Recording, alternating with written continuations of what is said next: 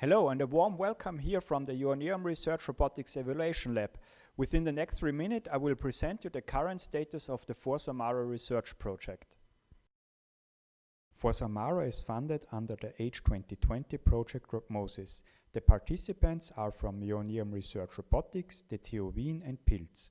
Our goal is to verify safety properties on collaborative robotic applications. To illustrate our approach, we set up a demonstrator using a Franka Emica Panda robot. We formally check the application for collisions between the robot's DCP and static environment objects.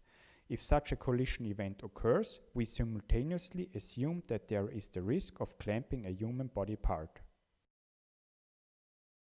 This image here shows the full set of tools and models which are used for the implementation of our demonstrator.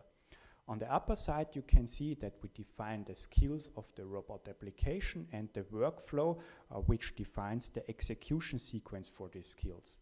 This is done by using the behavior tree model directly implemented in the Papyrus for Robotics toolchain. This behavior tree is then transferred to a verifiable model representation which can be used in our new XMV model checking tool.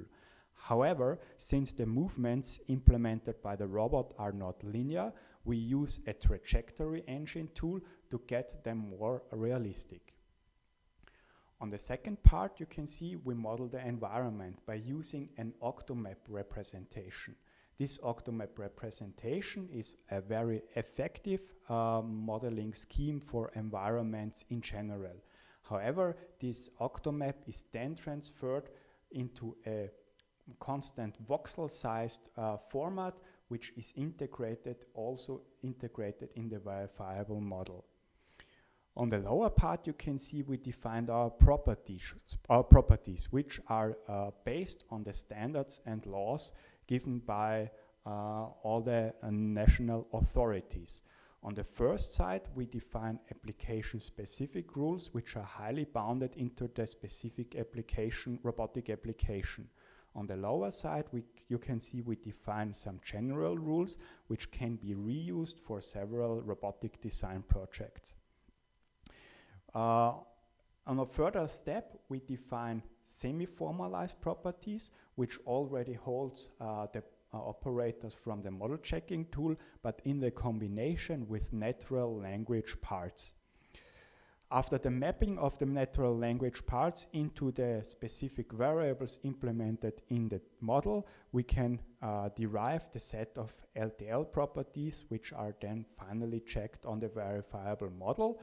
And last but not least, we get our verification results. This sequence shows the execution output of the model checking tool. The log returns that a collision is detected by setting the highlighted bit to true. If we check the collision position in the 3D model, we see that it occurs at the approach of the robot to pick up the cubic workpiece. The corresponding collision voxel in red represents the table surface. Strictly speaking, the voxel is that large that the robot's target position is inside the table. This can be solved if we double the resolution of the environment voxel model. Then everything is fine and the modeled workflow is formally verified to be collision-free. Our currently implemented demonstrator is a simplified model, but clearly shows the essential concept and methodology of the proposed modeling process, as well as the steps towards formally verifying safety properties. Thank you for your attention.